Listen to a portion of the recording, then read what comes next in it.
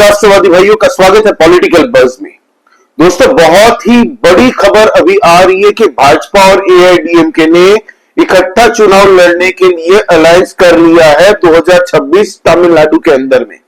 दोस्तों, बहुत बड़ा मास्टर स्ट्रोक है अगर देखने जाए तो भाजपा के लिए भी और एआईएडीएमके के लिए भी। ये दोनों अलग अलग चुनाव लड़ते थे और दोस्तों इसमें फायदा होता था डीएमके का और साथ में कांग्रेस का।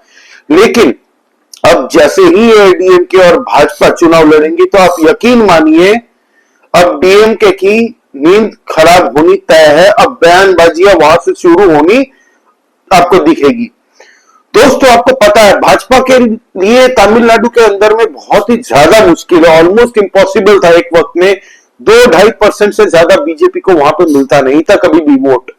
लेकिन जिस तरीके से 2024 से पहले अन्नामलाई जी को दायित्व मिला और बीजेपी के स्टेट प्रेसिडेंट की हैसियत से उन्होंने जिस तरीके से लोगों को जोड़ा, भाजपा के ऊपर कॉन्फिडेंस दिलवाया दोस्तों, और 11.5-12% तक इन्होंने वोट शेयर भाजपा का लेके गए। वो फिनोमिनल काम किया है बीजेपी के लिए दोस्तों। वहां पे पूरा संगठन तैयार किया और अन्नामलाई जी को देखने के लिए दोस्तों लोग हजारों की संख्या में सड़क पर निकल पड़ते थे। पूरे तमिलनाडु के अंदर में ऐसे कई इलाके हैं जहां पे पद यात्रा उन्होंने की है दोस्तों, खाली पांव चल के रहे हैं।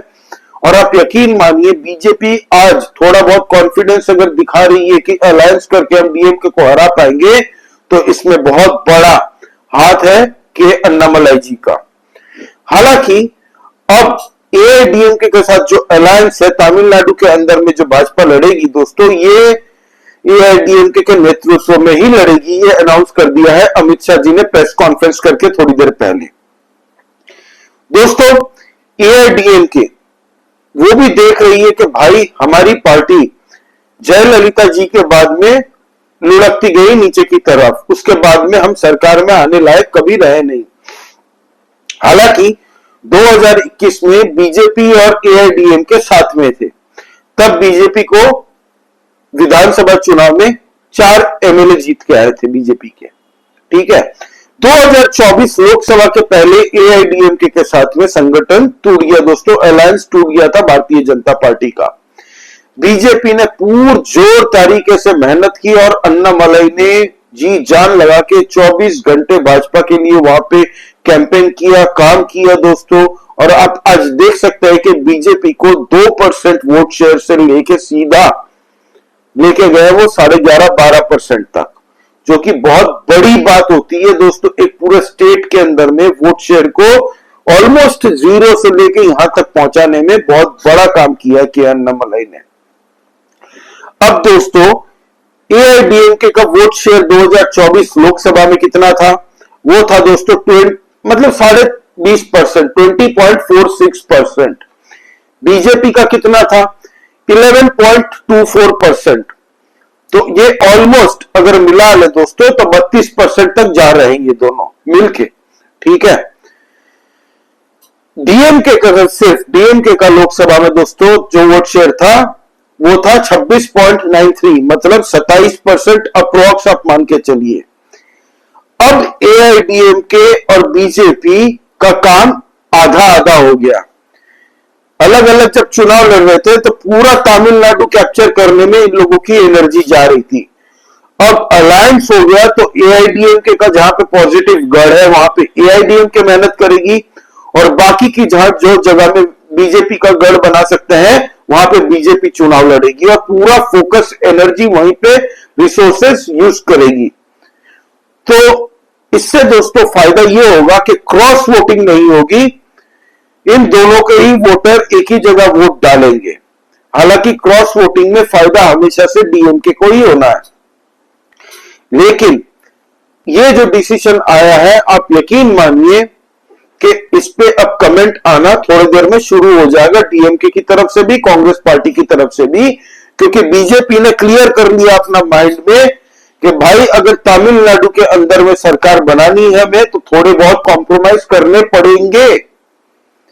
एआईएडीएमके एनडीए में शामिल हो चुकी है दोस्तों, एनडीए में।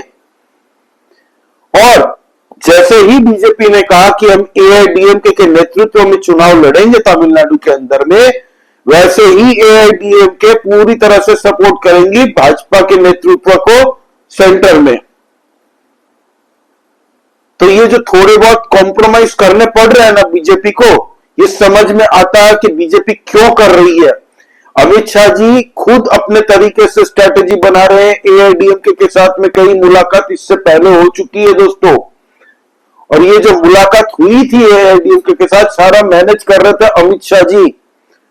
तो आप अमित शाह जी के नेतृत्व को, उनके पॉलिटिकल एक्यूमेंट को कभी हम लोग क्वेश्चन नहीं कर सकते, बिकॉज उन्होंने प्रूफ करते गए हैं भाई वो हर वक्त।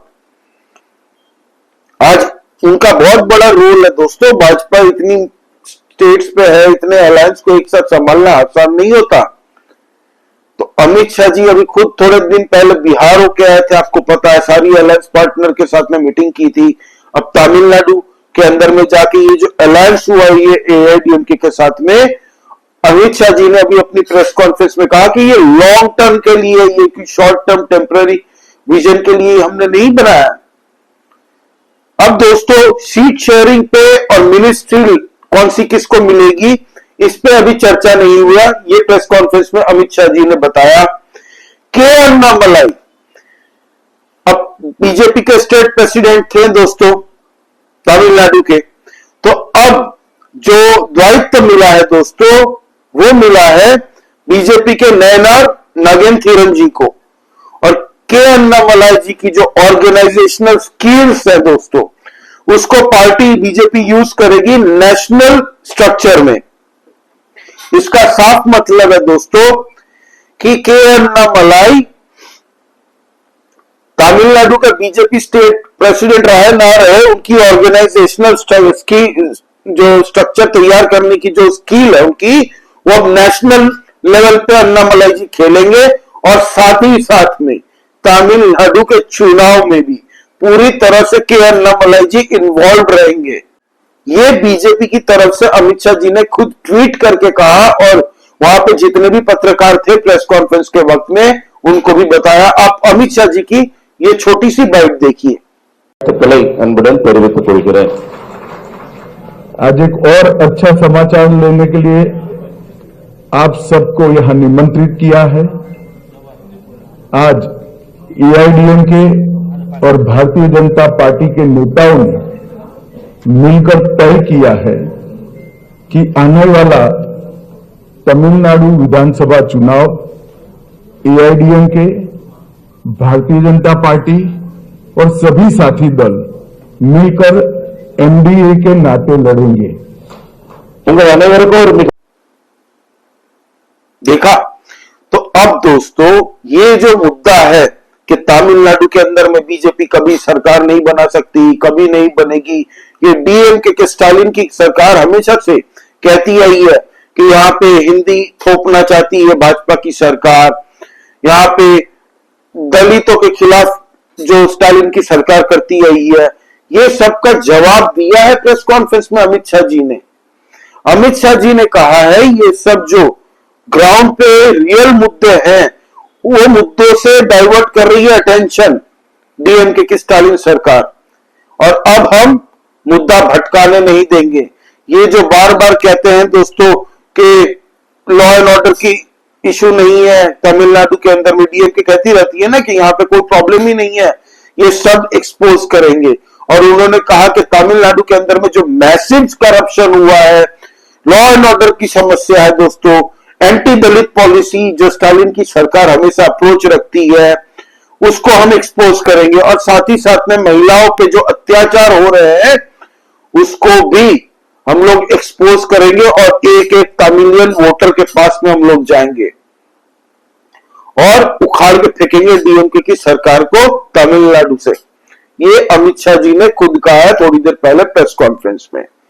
अब दोस्तों उनसे जब पूछा गया कि आप बताइए सर कि डीएमके के साथ में आप चुनाव लड़ने जाएंगे तो वहां पे मुद्दे क्या क्या होंगे, तो अमित शाह जी ने स्ट्रेट फॉरवर्ड बिना लाग लपेटे कह दिया कि जितने भी वहां पे स्कैम हुए हैं किसी से छुपे हुए नहीं है।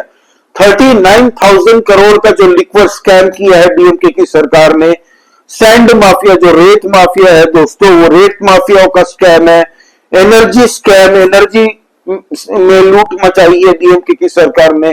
ट्रांसपोर्ट स्कैम हो गया, मनरेगा स्कैम हो गया, मनी लॉन्ड्रिंग हो गया, कैश फॉर जॉब कि नौकरी ले जाओ पैसे दे जाओ, ये सब ऐसे कई मुद्दे उन्होंने कहा कि ये सारे के सारे मुद्दे हर एक तमिलियन जानता है, तमिलनाडु का हर एक बासिंदा जानता है। और हम डीएमके की सरकार को उखाड़ फेंकेंगे। ये सारे स्कैम जो इन्होंने किए हैं ये हम जनता तक पहुंचाएंगे और जनता से वोट मांगेंगे उनके विकास के लिए, उनके वेलफेयर स्कीम्स के लिए, उनके डेवलपमेंट के लिए, तमिलनाडु के लिए। फिर अमित शाह जी ने गिनाया कि कितने काम नरेंद्र मोदी जी की सरकार आने के बाद में स्पेशल फोकस रखा था तमिलनाडु के लिए। तमिलियन की जो एक इंटीग्रिटी होती है दोस्तों, उसको हाई किया है। किस तरीके से सेंगोल जो कि एक प्राचीन सभ्यता को दोस्तों सिंबलाइज करती है, वो पार्लियामेंट के अंदर नरेंद्र मोदी जी खुद लेके आए थे, पूजा पाठ करवाए थे। ये सारे काम गिनवाया है दोस्तों, जैसे सौराष्ट्र तमिल संगम, काशी तमिल संगम, ये सब नरेंद्र मोदी जी की सरकार ने किस तरीके से करवाया, ये सब कहा प्रेस कॉन्फ्रेंस के अंदर में। लेकिन अन्नामलाई जी पास में बैठे थे दोस्तों, वो बंदे का कॉन्फिडेंस लेवल देखने लायक था। वो साइलेंटली बैठे थे, मीडिया वाले भी उनके बारे में सवाल पूछ रहे थे और सोशल मीडिया के अंदर में उनकी किस तरीके की फैन फॉलोइंग है कि अमित शाह जी ने जब ये पोस्ट किया था ट्विटर में कि उनकी ऑर्गेनाइजेशनल स्किल को हम नेशनल लेवल पे यूज करेंगे, भाई नीचे लोग लिखने लग गए कि सर कुछ भी हो जाए अन्नामलाई जी के साथ में अन्याय नहीं होना चाहिए। हम लोग पहली बार वोट हमने दिया था जस्ट बिकॉज ऑफ अन्नामलाई। इतना प्यार करते भाई ये बंदा, really he can connect with the masses, he can connect, he has the ability to address the audience and their problems।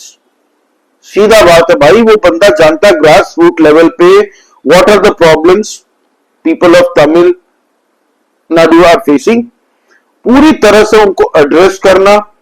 और जिस तरीके से बीजेपी का एक ऑर्गेनाइजेशनल स्ट्रेंथ स्ट्रक्चर बढ़ा है ना तमिलनाडु के अंदर में, बहुत हद तक दोस्तों के अन्नामलाई को ही क्रेडिट दूंगा मैं। अब जो डीएमके की और कांग्रेस की पार्टी है दोस्तों, आप यकीन मानिए 2026 में चुनाव है ना, आगाज शुरू हो चुका और भले पब्लिक में ना कहा हो कौन कितनी सीटों पे चुनाव लड़ेगा, लेकिन एक फॉर्मल इनफॉर्मल बातें तो हुई होंगी इन दोनों पार्टियों के बीच में। और अब एक और 11 बनके ये लोग काम करेंगे तमिलनाडु के अंदर में और डीएमके को घेरने की पूरी कोशिश करेंगे और पूरी स्ट्रेटेजी तैयार है इन दोनों की। इसीलिए अमित शाह जी ने कहा कि भाई अभी हमारी उतनी स्ट्रेंथ नहीं है, 12% तक पहुंचा है, खूब ताकत मारेंगे, खुद फाइट मार के हम लोग 20% तक खींचने की कोशिश करेंगे अगले आने वाले 2026 विधानसभा में। 20% तक अगर बीजेपी पहुंच चुकी दोस्तों 26 विधानसभा के अंदर में तमिलनाडु के अंदर, और एआईडीएमके जो कि आज 20.5% में खड़ी है, वो जाके 26, 27, 28% तक चली जाए, आप देखिएगा तमिलनाडु के अंदर में खेला होने में टाइम नहीं लगेगा फिर, और खेला हो ही जाएगा। फिर डीएमके भी चमकेगा और कांग्रेस भी चमकेगी। कांग्रेस तो खैर डीएमके की पूंछ बन के है भाई, कांग्रेस का वहां पे कोई अस्तित्व नहीं है, वो बस एक पूंछ में जो बाल चिपका रहता है ना, वो फेविक्विक की तरह चिपका के बस Congress party in alliance with DMK, ऐसा कहने के लिए कांग्रेस ने करके रखा है। लेकिन कांग्रेस की वहां चलती कुछ नहीं है, वो स्टालिन वाली चाय वाय मंगाते होंगे वो कांग्रेसी आसपास में जो होंगे उनके वहां पे। तो ये सारा मुद्दा है और अब तक की ये ब्रेकिंग न्यूज है दोस्तों, और ये न्यूज और बड़ी बनेगी क्योंकि डीएमके की तरफ से अलग अलग रिएक्शंस आएंगे। और भाजपा ने जो ये मास्टर स्ट्रोक खेला है एआईडीएमके और बीजेपी ने, इसका इंपैक्ट दिखेगा तमिलनाडु के आने वाले चुनाव में। और चुनाव से पहले ही जो बीजेपी के तरफ से अब जो प्रेसिडेंट है उनका नाम है नयनार नागेंद्रम जी, और एआईडीएमके के एडापड़ी के पलानीस्वामी जी के नेतृत्व में चुनाव लड़ेगी भाजपा वहां पे। तो ये थी ब्रेकिंग न्यूज। आपका इस बारे में क्या लगता है दोस्तों, प्लीज कमेंट करके बताइए क्या लगता है आपको, डीएमके को क्या इस बार एनडीए की टीम हरा पाएगी? क्योंकि सिर्फ एआईडीएमके और बीजेपी नहीं लड़ेगी, साथ में छोटे छोटे कुछ रीजनल दल हैं दोस्तों, बहुत इंपैक्ट करती है वहां पे वो कुछ कुछ जगह में, तो उनकी वो भी साथ में अलायंस में आएंगे। तो क्या इंपैक्ट होगा दोस्तों डीएमके और कांग्रेस की सरकार का इसके ऊपर में, आप बताइएगा, प्लीज कमेंट करके बताइए। प्लीज सब्सक्राइब कर दो दोस्तों पॉलिटिकल बज़ को, नया चैनल है, आप लोगों की सपोर्ट की बहुत आवश्यकता है। और प्लीज लाइक दिस वीडियो। जय श्री राम सभी सनातनी और राष्ट्रवादी भाइयों को। जय हिंद, वंदे मातरम।